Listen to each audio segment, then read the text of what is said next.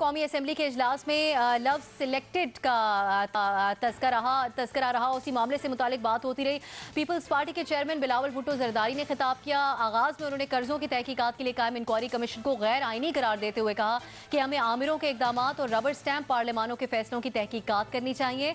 मजीद उन्होंने कहा कि वजीर आजम की अना के बायस कौमी असम्बली में लव सिलेक्टेड पर पाबंदी लगा दी गई है। सिलेक्टेड गैर पार्लिमानी लफ्ज नहीं है। बड़ी अजीब बात है कि मेरी तकरीर के दौरान लव सिलेक्टेड पर वजीर आजम इमरान खान ने 1 साल पहले डेस्क बजाया था और अब उसी लफ्ज पर पाबंदी लगा दी गई है। बिलावल भुट्टो ने कहा कि नया पाकिस्तान सेंसर्ड पाकिस्तान है जो हमें नामंजूर है। यहाँ आवाम आज़ाद है और न ही सियासत। उन्होंने कहा कि अपोजिशन के हर दूसरे लफ्ज को हज़फ करना भी सेंसरशिप है। वज़ीर आज़म अपोजिशन की तनकीद बर्दाश्त नहीं कर सकते। अगर हुकूमत अपोजिशन करेगी तो हुक्मरानी कौन करेगा। पीपल्स पार्टी की रहनुमा नफीसा शाह ने भी गुफ्तगू की। अगर सिलेक्टेड के लफ्ज पर पाबंदी है तो चोर और डाकू कहने पर भी पाबंदी होनी चाहिए। इसी सारे मामले पर हम गुफ्तगू करेंगे अपने पैनल से। सवाल इस तरह से है, बिलावल भुट्टो कहते हैं कि मेरी गैर मौजूदगी में डिप्टी स्पीकर ने सिलेक्टेड के लफ्ज पर पाबंदी आयद की, जबकि नफीसा शाह कहती हैं कि अगर सिलेक्टेड के लफ्ज़ पर पाबंदी है तो चोर डाकू कहने पर भी पाबंदी होनी चाहिए। आपसे जानना चाहेंगे कि क्या स्पीकर को इस किस्म के अल्फाज हज़फ करवाने चाहिए, हाँ या नहीं। सबसे पहले हम इरशाद भट्टी साहब की तरफ जाएंगे। इरशाद साहब, ये लफ्ज़ हज़फ होना चाहिए था, इस पर पाबंदी लगनी चाहिए थी या फिर ओवर रिएक्ट किया गया आपके ख्याल में? बिल्कुल भी कोई पाबंदी की ज़रूरत नहीं है। मेरा ख्याल है कि ये डिप्टी स्पीकर साहब ने शाह से ज़्यादा शाह की वफादारी की है। इमरान खान साहब 22 साल से अपोजिशन को क्या कुछ नहीं कहते रहे, क्या क्या नाम नहीं दिए उन्होंने, क्या क्या अलकाबात नहीं नवाजा। और अगर पाबंदी लगाना चाहते हैं हजूर, पहले तो लगानी नहीं चाहिए। और तो फिर वो बात ये भी ठीक है कि अपोजिशन से भी डाकू चोर लुटेरा समेत कुछ अल्फाज ले लें, उनका भी ले लें, वो भी मुंतखब होके आए हैं, उनका भी ले लें, वो उन पर भी पाबंदी लगा दें। दूसरी बात है कि वाकई सिलेक्टेड पर पाबंदी नहीं होनी चाहिए, ना ये गैर पार्लिमानी तारीख है। हमारी तो पूरी तारीख सिलेक्शनों से भरी पड़ी है। ज़रा आप देखिए कह कौन रहा है, बिलावल भुट्टो साहब ने इमरान खान को सिलेक्टेड कहा है। सुभान अल्लाह। जब उनसे उनके नाना के बारे में पूछा गया तो उन्होंने कहा कि सिकंदर मिर्ज़ा साहब ने जब सिलेक्ट किया, तो अयूब खान साहब ने जब सिलेक्ट किया तो मेरिट पर किया। मतलब डिक्टेटर का एक मेरिट होता है जिस पर इमरान खान इस इंतखाबात में पूरे नहीं उतरे, भुट्टो साहब पूरे उतर गए थे। सुभान अल्लाह भाई बिलावल साहब, सुभान अल्लाह। आप मेरिट पे पूरा उतरते हैं, बाकी कोई मेरिट पे नहीं। हालांकि उस वक्त मार्शल लॉ था, अब ये जमहूरियत है। हालांकि वो उनको उठा के बगैर किसी MNA MPA को उठा के बनाया था, इसका नहीं। दूसरी बात बिलावल साहब, जरदारी साहब बताएं। जरदारी साहब, बाकी छोड़ें ऊपर की बात, जरदारी साहब इलेक्ट हुए थे पार्टी की शरीक चेयरमैनी के लिए। बिलावल साहब ने इलेक्शन लड़ा था पार्टी की शरीक चेयरमैनी के लिए। नवाज शरीफ, शहबाज शरीफ, मरियम, हमजा, ये सारे इलेक्ट हुए हैं, बड़े कांटेदार मुकाबलों के बाद बने हैं। अभी लंदन से शहबाज शरीफ ने अभी लंदन से शहबाज शरीफ साहब ने एक प्रेस रिलीज जारी की और ओहदे बांट दिए सारों में। उस वक्त देखिए, अच्छा नवाज शरीफ साहब का क्या मेरिट था? जनरल जिलानी, ज़ियाउल हक। और फिर जब ज़िया साहब ने, एक मजे की बात सुने, ज़िया साहब ने जुनेजो को फारग किया और नवाज शरीफ साहब खड़े थे जुनेजो के साथ और ज़ियाउल हक साहब के साथ, और बीबी मोहतरमा बेनज़ीर भुट्टो ने भी खैर मकदम किया। 70 के बाद कोई इलेक्शन बताएं इस मुल्क में जिस पे सारे मुत्तफिक हुए हों, सब, और सारों ने कहा कि ये वाकई इलेक्शन है, सिलेक्शन नहीं है। कोई किसी को कुछ कह नहीं सकता, नई का ऑप्शन आप दे रहे हैं भट्टी साहब। हर इलेक्शन के बाद रोने धोने, लिहाजा मैं इस बात पे तो हक में हूं कि बिलावल साहब को ये पाबंदी नहीं होनी चाहिए, मगर इस बात के हक में नहीं हूं कि ये इमरान खान ही सिलेक्टेड है या सारे ही पूरा सिलेक्टेड है। आपके ख्याल में अल्लाह फजल करे, बिलावल खुद वही फिर अब समझ नहीं आता इस तरह की सूरत हाल में कि ऑप्शन लिखें क्या। आपका हसन निसार साहब, आपके ख्याल में क्या ये इकदाम दुरुस्त है डिप्टी स्पीकर साहब का? सबसे बड़ी इंटरेस्टिंग बात है कि जिस सिलेक्शन की बात हो रही है कि उस पर मुत्तफिक हुए, अल्लाह माफ़ करे, इसका मतलब है कौम कभी किसी बात पे इत्तफाक नहीं करे तो बेहतर है, क्योंकि जिस पे मुत्तफिक हुए उसके नतीजे में मुल्क टूट गया था और आज तक पता नहीं लगा। अच्छा, बात नफीसा शाह की बहुत लॉजिकल है, उसमें बहुत बड़ा वज़न है उसमें, चूँकि सिलेक्टेड तो चोर डाकू और इस तरह के अल्फाज के मुकाबले पे बहुत ही बेज़रर और मासूम सा नरम सा लफ्ज़ है। लेकिन ये स्पीकर हो, ये डिप्टी स्पीकर हो, इन लोगों को सोचना चाहिए, कोई भी लफ्ज़ जब आप हज़फ करते हैं तो ये सोच लें लोगों को वो हिफ्ज़ हो गया होता है। क्या फ़ायदा, किससे झूठ बोल रहे हो और किसको बेवकूफ़ बनाने की कोशिश कर रहे हो। जब ये सियासतदान अपनी औकात से बाहर निकलते हैं और इनकी लंबी ज़बानें जब ज़हर उगलती हैं तो हज़फ करते रहो।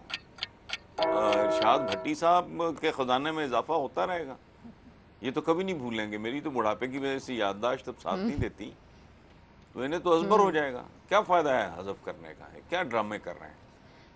लेकिन बहरहाल नफीसा शाह की बात बहुत बिल्कुल दुरुस्त है। सही। तो मजहर अब्बास साहब, आपके ख्याल में भी हज़फ करके लफ्ज़ को या पाबंदी लगा के इस लफ्ज़ को ज़्यादा पॉपुलर नहीं बना दिया? वैसे तो कल एक नया लफ्ज़ भी इंट्रोड्यूस करा दिया गया मरियम औरंगज़ेब साहिबा की तरफ से, उन्होंने हैंड पिक्ड वज़ीर आज़म या हुकूमत कह दिया। तो फिर नए नामों के साथ तो आएगी अपोजिशन, तो इससे कोई फ़ायदा होगा पाबंदियाँ लगाने से? जी माय साहब। देखिए 71 साल में पाकिस्तान में निज़ाम ही सिलेक्टेड रहा है।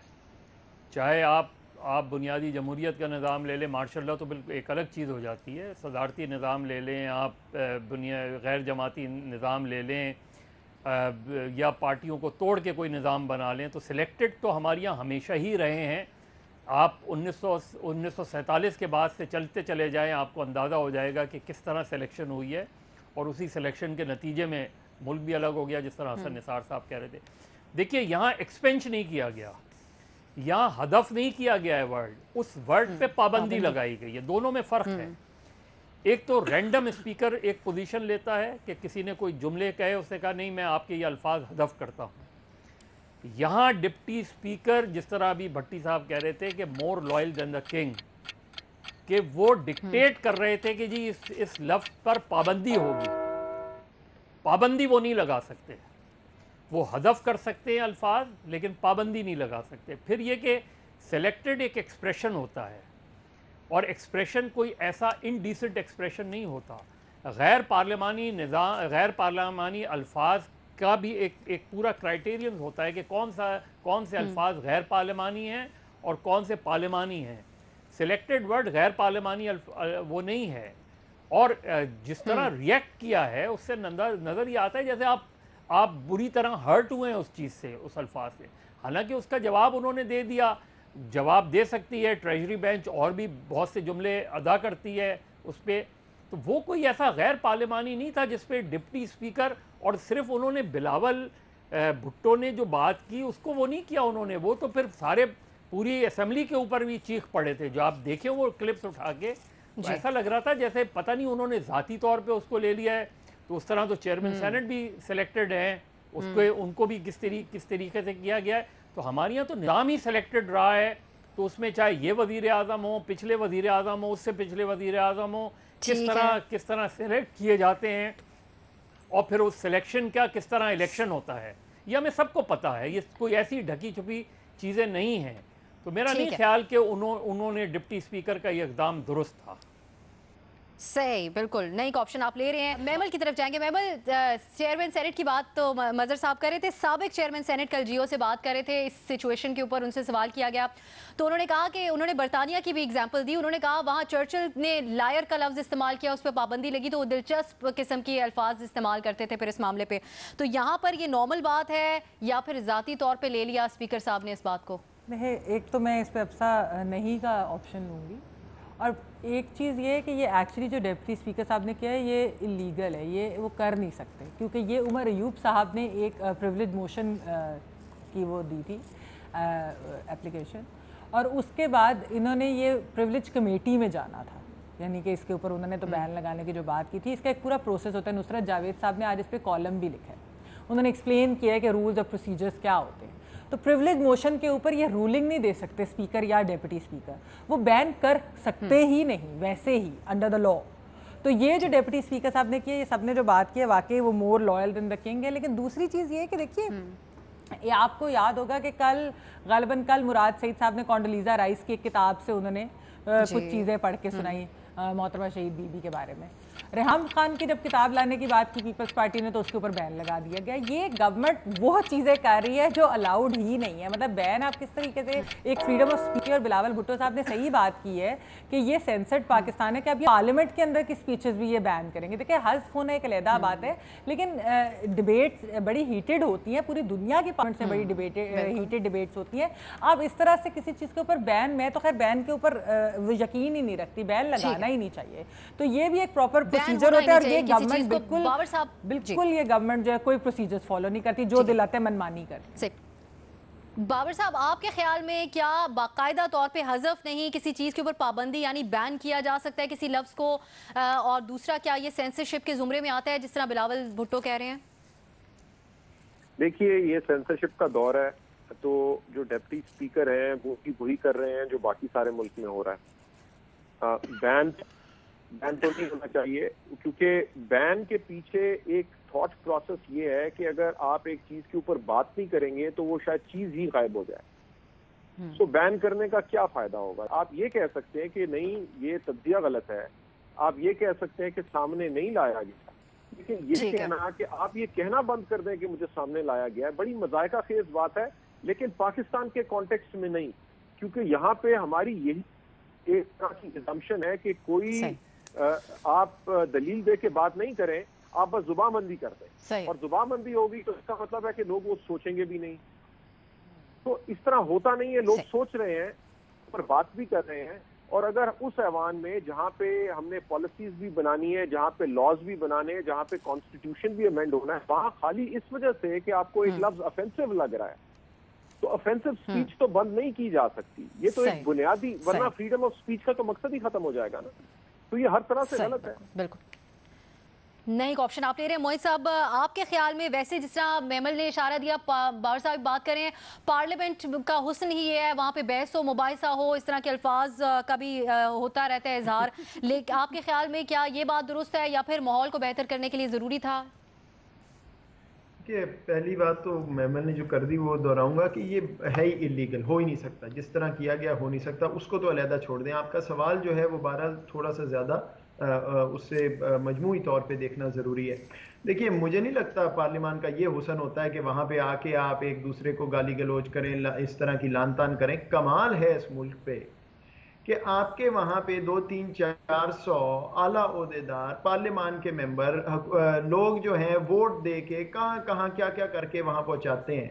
और बहस क्या है कि कौन सा लफ्ज़ निकलना है, कौन सा डलना है, किसने खड़े होके बात की, किसने बैठ के की। मैंने और आपने और आपके मेहमानों ने और आपकी ऑडियंस ने जो अपने टैक्स के पैसों से वहां पहुंचा के पार्लियामान चला रहे हैं, वो इस काम के लिए चला रहे हैं।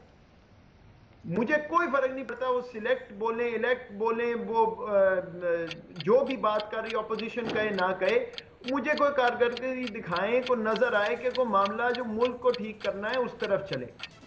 जहां तक बात है पाबंदी की, वो तो नहीं हो सकती।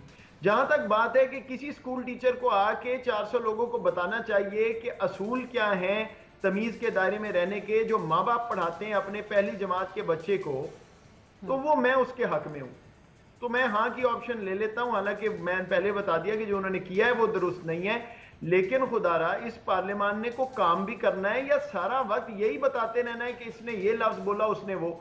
एक से बढ़ के एक वहां पे जो है एक कैरेक्टर बैठा हुआ है, सवाए सब्सटेंस के, सवाए काम के मुझे कोई चीज नजर नहीं। जब आप टीवी पे पार्लियामान देखते हैं, तमाम कुर्सियां खाली पड़ी होती हैं। मतलब इतनी छुट्टियां तो मेरा ख्याल है कोई बादशाह नहीं लेता जितनी छुट्टियां हमारा पार्लियामान लेता है। तो इन्होंने काम करना है। हम कहते हैं फौज आ गई, फौज नहीं किया। पॉइंट ये है कि जिनको भेजा है वो काम तो करें। चलें, आप हाँ का ऑप्शन ले रहे हैं, वाहिद हाँ का ऑप्शन मोहित यूसुफ साहब की तरफ से सामने आया।